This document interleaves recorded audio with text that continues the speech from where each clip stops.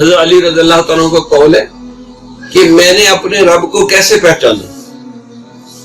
تو حضرت نے بڑی عجیب بات کی، فرمایا انی عرفت ربی بفسق العزائم، کہ میں نے اپنے رب کو اپنے ارادوں کے ٹوٹنے سے پہچانا۔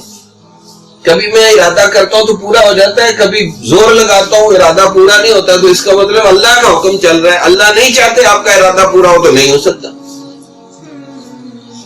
تو فرمایا میں نے اپنے رب کو اپنے ارادوں کے ٹوٹنے سے پہچانا۔ حضرت امام شافعی سے کسی نے پوچھا کہ آپ نے اپنے رب کو کیسے پہچانا؟ فرمایا شہتوت کے پتے سے پہچانا،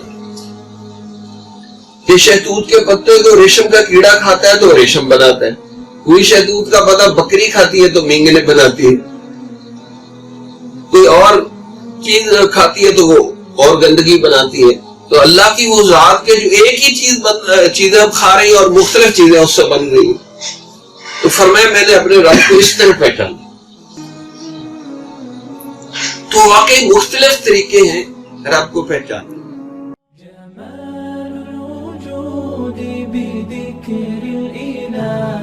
وتصفو الحياة بنور